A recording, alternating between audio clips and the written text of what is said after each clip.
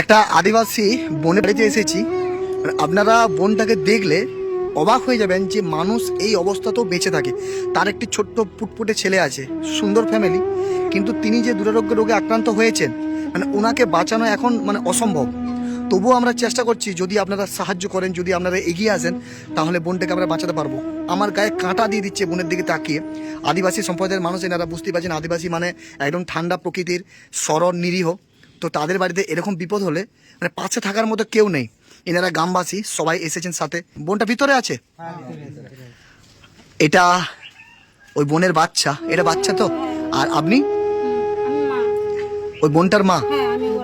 এই বাচ্চাটার বয়স কত?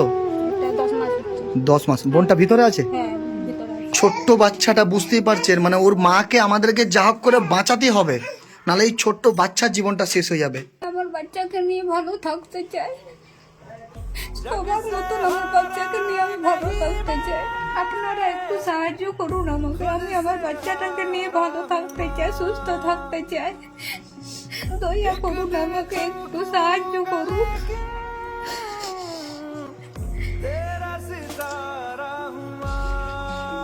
এটাতে 5,000 টাকা আছে।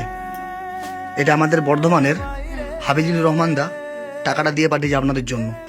আদিবাসীরা এমনিতে পরিষ্কার পরিচ্ছন্ন থাকে। এই যে বাড়িঘর, সেটা দেখে আপনারা বুঝতে পারছেন মাটির বাড়ি, তবুও পরিষ্কার পরিচ্ছন্ন করে তারা রেখেছে। তো এই বাড়িতে এই বোনটার এরকম অবস্থা। পুরো গ্রামবাসী আজকে এসেছে আমার কাছে। আমরা যথার্থ চেষ্টা করছি যাতে ওকে সুস্থভাবে দেখতে চাই। আমাদের সামর্থ্যের বাইরে হয়ে যাচ্ছে তো, কিন্তু আপনারা যদি একটু এগিয়ে আসেন তাহলে আমাদের খুবই ভালো হয়। তুমি আসো, তুমি দাদা, তুমি ঠিক করো।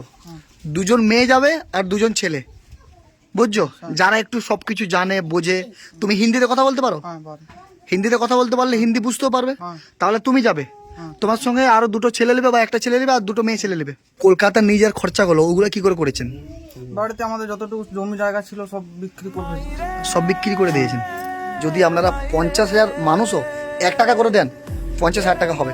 সেই 50,000 টাকা নিয়ে ওনারা দিল্লির এমস যেতে বলেছে। দিল্লির এমস না যেতে পারলেও ভুবনেশ্বরে এমস যেতে পারবে। আমি আমার অ্যাম্বুলেন্সটা ওদেরকে দেবো, আর ওরা সব গ্রামবাসীরা কিছু কিছু কন্ট্রিবিউট করবে। আপনারাও 1 টাকা 2 টাকা করে দিচ্ছেন, যা টাকা ওঠে সেই টাকা নিয়ে আমরা ভুবনেশ্বরে এমসে পাঠাবো ওনাদেরকে।